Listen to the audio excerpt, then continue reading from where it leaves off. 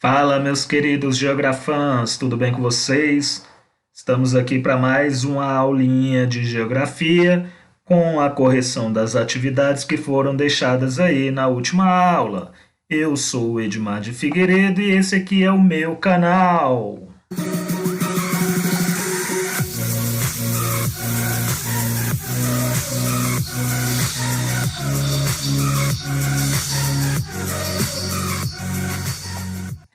Bom, galera, vamos continuar aí então. Como eu falei, essa aqui é a correção da atividade que foi deixada aí na última aula. Se você perdeu a última aula, eu vou deixar um card aqui. Você vai lá, assiste a aula primeiro e depois você faz a atividade e aí volta para assistir esse vídeo. Beleza?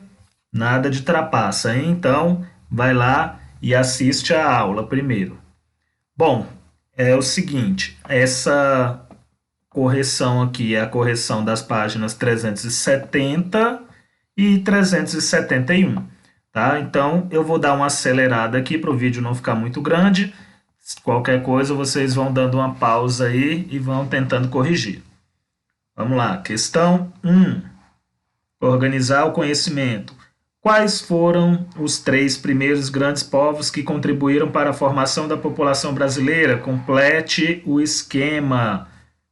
Povos nativos, os indígenas.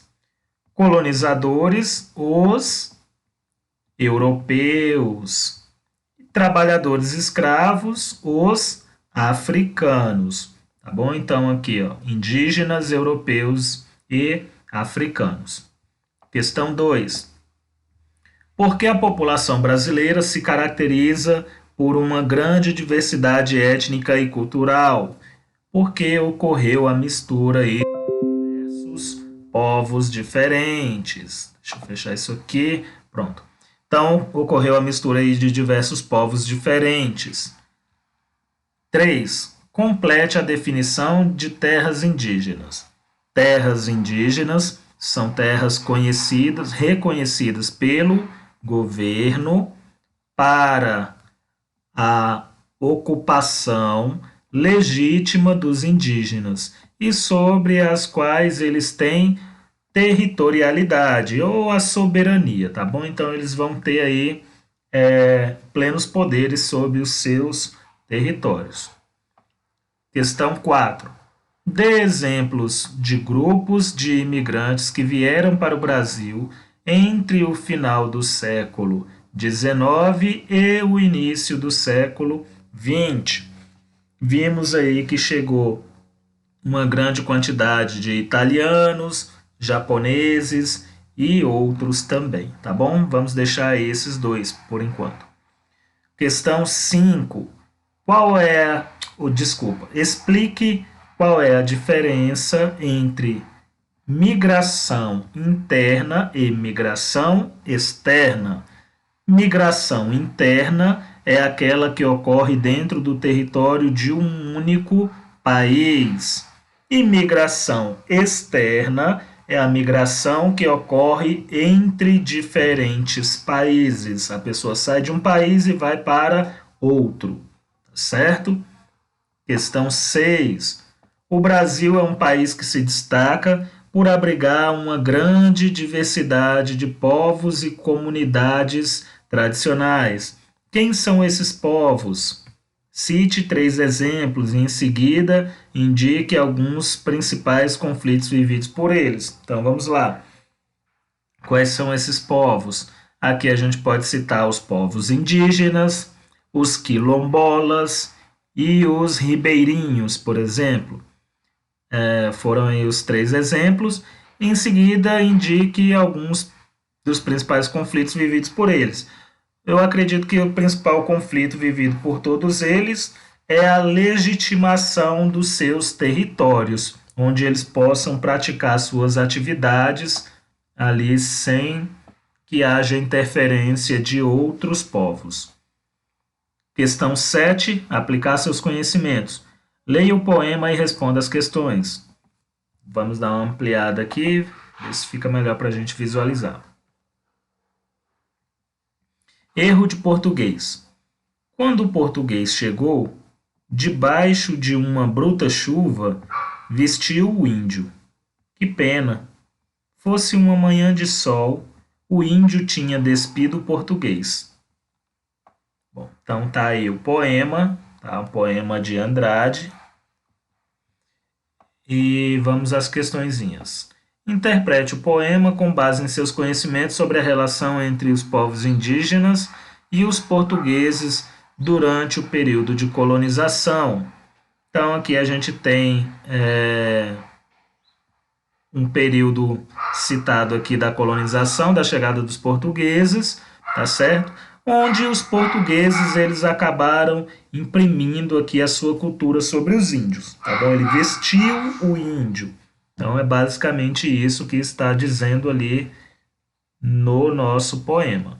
B. Em sua opinião, por que o título desse poema é Erro de Português? Bom, se aqui está pedindo em sua opinião, eu não posso dizer qual é a resposta correta, tá certo? A resposta ela é pessoal, você que tem que responder isso aí. C. Hoje, muitos indígenas aprenderam a língua falada por seu grupo e a língua portuguesa. Na sua opinião, é importante que os indígenas preservem as línguas de seus povos? Por quê? Bom, então, na sua opinião, eu não tenho como opinar por você, tá bom? Então, você vai ter que responder se você acha importante esses povos indígenas preservarem as línguas deles ou não e dizer o porquê que você acha, tá bom? Então, não é só dizer sim, porque sim, tem que explicar, tá bom? D. Reveja a figura 12 dessa unidade e cite as duas regiões brasileiras onde há maior concentração de população indígena. Então, as regiões lá na figura 12, se não me engano, vão ser as regiões Norte e Nordeste, onde vai ter a maior concentração aí dos povos indígenas, tá bom?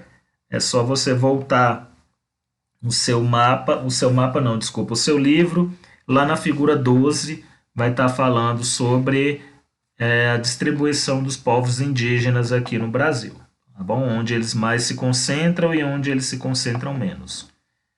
Vamos continuar aqui. Questão 8. Analise o gráfico e responda às questões. Olha o gráfico aí, Brasil, país de origem dos imigrantes. De onde vêm os imigrantes que estão aqui no Brasil? Haiti, Bolívia, Colômbia, Argentina, China, Portugal, Paraguai, Estados Unidos, Uruguai e Peru. Letra A. Quais são os 3 países com maior número de imigrantes no Brasil? Haiti, Bolívia e Colômbia. B. Quais são os principais motivos para a vinda de imigrantes de diversos países para o Brasil? Bom, desses países mais pobres aqui, eles vêm em busca de oportunidades, tá bom? O Brasil, como uma grande potência regional, acaba atraindo aí uma grande quantidade de pessoas. C. Muitos brasileiros também se mudaram nas últimas décadas para outros países. Faça uma pesquisa e aponte algumas das razões para esses deslocamentos. Bom, então aqui você vai ter que fazer uma pesquisa para levantar aí essas razões, tá certo? Não tenho como corrigir isso aqui. Então, faça a sua pesquisa. Questão 9. Leia o trecho da entrevista. O repórter fala: o Brasil possui 0,3% de imigrantes em sua população. Isso é pouco? É muito?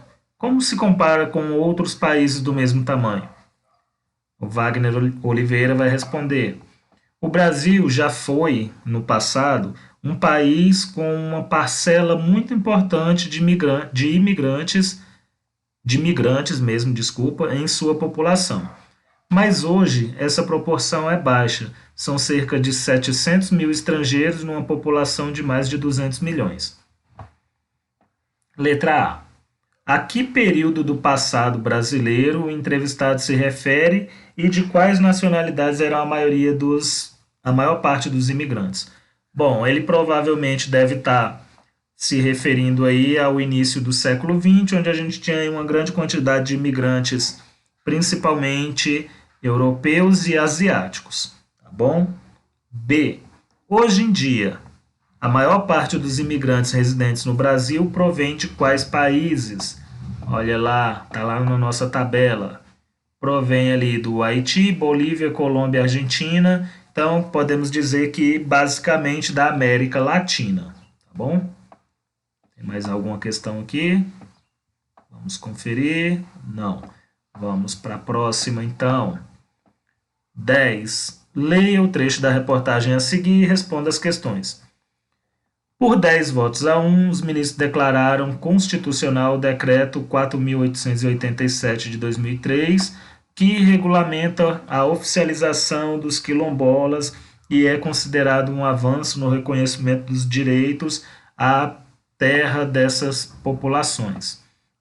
Este é um primeiro passo no reconhecimento da dívida que o Estado brasileiro tem com os quilombolas, assim como também tem com os indígenas, ressaltou emocionado ao final do julgamento Denildo Rodrigues, o bico da Coordenação Nacional de Articulações da Comunidade Negras Rurais Quilombolas.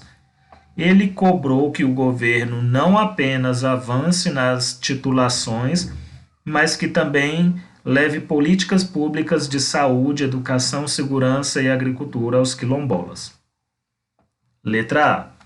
Os títulos de propriedade citados na reportagem representam o reconhecimento de territorialidades dos povos tradicionais do Brasil, tais como os remanescentes de quilombolas. Qual é a importância do reconhecimento das territorialidades para essas comunidades?